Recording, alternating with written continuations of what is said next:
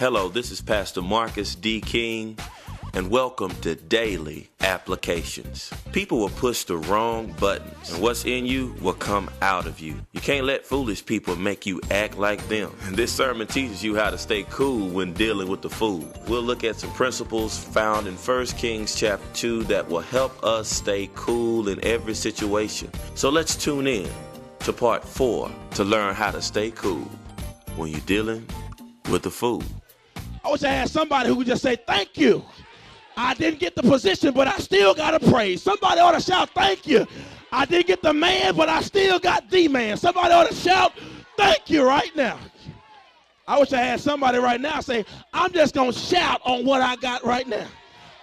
I ain't got $1 million, but I got $1 in the bank. Thank you, Jesus. I ain't got a big old house, but I got an apartment that's mine, and I can shout all day. I wish I had somebody right now. I ain't got nobody to go home with, but when I go home, I got a teddy bear that I can just hold on my own. I got a dog. And when we begin to thank God for what he didn't give us, because sometimes what he would have gave us would have killed us. What he would have gave us would have messed us up. What he would have gave us would have pulled us away from him. So thank God that he gave me what I could handle. Grow me up so I can handle some more. It's a fool that keeps looking at everybody else and missing the gift that you are right now. Let me give you this last one. Here it is. Here it is. Take too long for you. I already see. Can I give you another one? Here it is. Here it is. Here it is. It says in the text. He says, check it out. He gave it to my brother instead. Look at this. For that is the way the Lord wanted it. Okay. I know he's in position. I know the position is not mine. And I know why it's not mine. But that ain't going to stop me from trying.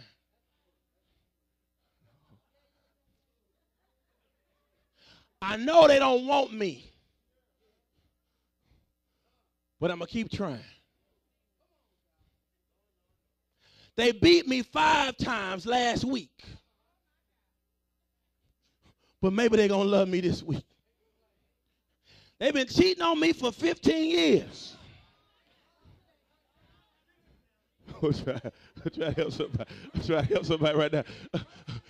Because something about a fool, when you playing the fool, it's because you're broken on the inside. And when you see God doing something, it's something in you that wants what you want so bad that you miss out on what he wants for you. Because you can't recognize what he wants for you is better than what you got for yourself. I wish I was talking to somebody. And you can't let go of what you have because you think that's the best God can do. Can I drop you an email real quick, send you a tweet, and tell you an email right quick? God can do better than what you got right now. If he did that, what else can he do if you do right? I wish I had somebody. If he can bless you with a car when you wasn't tithing, what can he do when you start tithing? If he can bless you with a house when you wasn't paying your bills, what will he do if you... I wish I had somebody.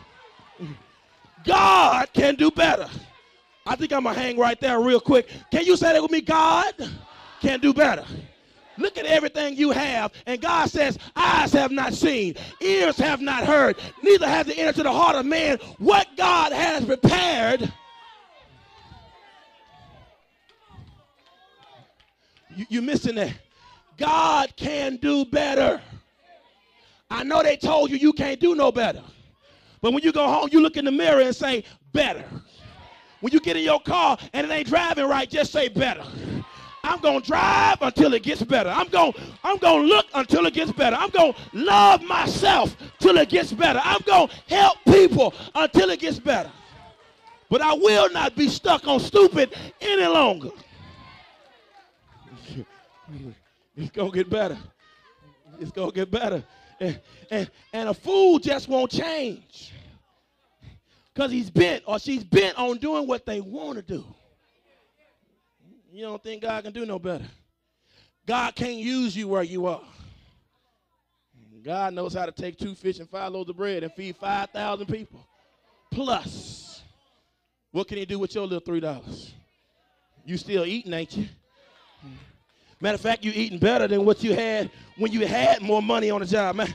Matter of fact, you got more people taking you out right now than you ever had. You got more people blessing you because God says don't determine your future based off your finances, because I am the God that says, I don't know who that's for right there, but you looking at what you don't have financially, and God says you take your natural and give it to my super. I'm going to put my super on your natural, and I'm going to bless you to get stuff that you ain't got the credit for, that you ain't got the money for, that you ain't got the skill. I wish I had somebody right now. You don't have the degree, but you still gonna get the job. I don't know who that is. And when you're in your position, a fool still gonna be trying to tear you down. And God has to leave that fool in your life, because you won't pray right if you ain't got a fool in your life. You can't fulfill your destiny if you ain't got a fool in your life. You think I'm making that up? Ask Jesus. A fool was walking with the King of Kings and Lord of Lords, sitting at the table with the Lord of Lords, saw the Lord of Lords opening blinded eyes, and ended up selling him out for 30 pieces of silver. And if you give a fool enough rope, they'll hang themselves. That's what Judas did. Quit trying to fight your fool and just start giving them some rope. Okay, I'm trying to help you right now. Go down to Home Depot, buy you a whole lot of rope, and start mailing pieces as you cut it in the mail. Say, I'm just trying to send this to you because you're going to dog me for the last time. I'm not going to fight you. I'm not going to cuss at you. I'm not going to lose sleep over you. I'm just going to send you some rope. I'm trying to stop y'all. But I'm thinking about some fools I have in my life, and how God says, don't touch them. Touch not my anointed. Do not profit no harm. Because some fools go to church with you.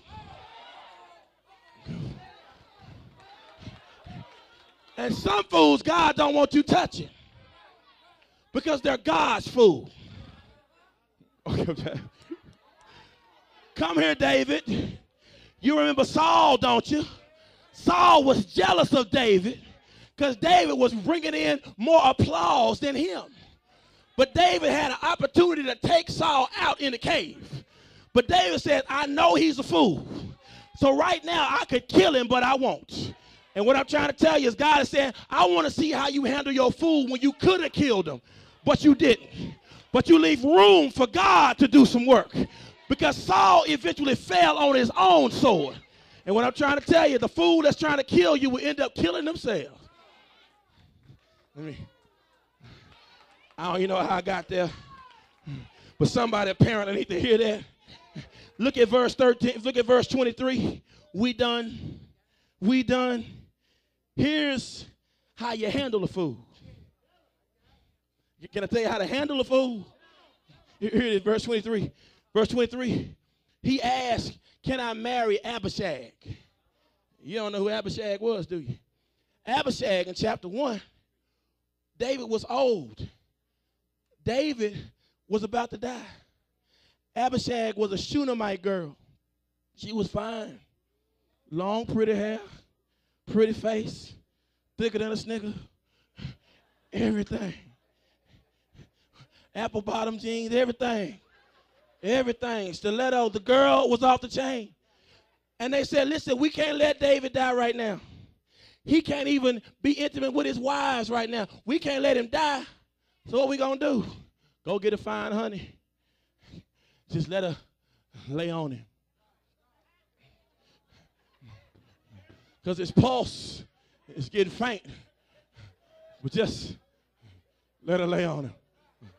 He can't do nothing with her, but just let him. They went and got Abishag. So go on in there. Just lay on him. He can't do nothing. He ain't going to touch you, girl. Just go on up in there. Your job is just to make sure he stays alive. And you know what happened, don't you? David's pulse was beating, falling away. But all of a sudden, we heard a high heart rate come up. And he started standing up in more places than normal. And David says, I'm alive. I'm alive. Can I tell you right now, God has sent some Abishag in your life because you was about to die and God sent the right person at the right time. And you get confused sometimes when you're dating somebody that this is somebody you're supposed to sleep with or supposed to marry. Sometimes that's just somebody who's supposed to keep you alive until the right person comes along. I'm trying to help you right now. Stop trying to make something out of what God ain't made it. Make your Abishag your blessing. I wish I had somebody here got an Abishag that just prayed for you when you didn't have time to pray for yourself. Somebody came and had an Abishag that lifted you up when everybody else was tearing you down. And what he's saying, I want to marry Abishag. She's now a wife of David. That's what this fool was saying. That's his request. Because Bathsheba had Solomon's ear. And sometimes when your enemies, when a fool can't get you, they'll try to get people who next to you because they know I can send a message through them because I can still get what I want done. I'll build a relationship with people around you. That's why you got to be careful who's trying to build a relationship with you. Because sometimes they're just trying to get your ear. And whoever has your ear has your influence. If they can't get it directly, they'll step back and get it through somebody else. You think I'm making this up, don't you? Remember the snake in the garden? Couldn't get Adam, but he sure could get Eve. And began to talk and end up bringing them all down. Be careful of the snakes in your life. I'm staying here too long. Verse 23. Then King Solomon made a vow. Because if he married Abishag, he now has the king's wife. If you got the king's wife, he inherits all the king has, even the kingdom. But Solomon's on the throne. So you're trying to end run me.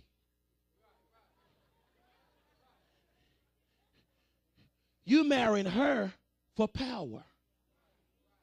Brother, why you marry her?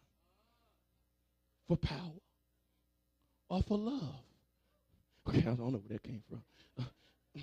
It says, then King Solomon made a vow before the Lord. Solomon, may God strike me and even kill me if if Adonijah has not sealed his fate with this request. Brother, you done asked the wrong thing. Here it is. The Lord has confirmed me and placed me on the throne of my father David. He has established my dynasty as he promised. So as surely as the Lord lives, Adonijah will die this very hour. So King Solomon ordered Benaiah and Jehoiada to execute him. Adonijah was put to death. Here's how you deal with a fool. Lastly, you must use your position to protect your promise. You were promised what you have. And sometimes somebody's trying to come and take what you have. You use your position to protect what God promised. I wish I had somebody who had a promise over their life. That God promised you some stuff and the enemy wants to come and take it back, but you can't run when somebody talks about you now. You can't run in a corner when problems come your way. When bills come up in your life, and you can't go in a corner and start drinking yourself to death now. You got a promise over your life. And whenever you got a promise, you're going to have opposition to your life. If you said you want to start a business, you're going to have some problems financially. If you said you want to get out of debt, guess what? More problems going to come your way.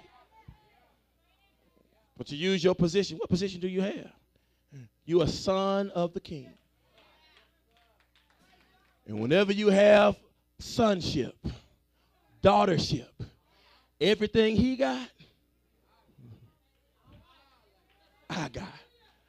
Let me tell you, Solomon had to kill Adonijah early because he would have killed him later. Let me help you. I ain't tell you to go kill nobody, but there are some relationships you need to kill. You letting some stuff hang around. You letting some people hang around. Wow, I know you want to hear some more of that. And listen, you can hear more of that. One way you can do so is by joining our website, www.jc3online.org, to purchase a copy of this wonderful message. Or you can call our office at 972-224-9940. Once again, that's 972-224-9940. We would love to see you join us at one of our wonderful services, 8 a.m., 10 a.m., or 12 noon at Johnson Chapel Community Church in the beautiful city of DeSoto. Till then, apply the word daily.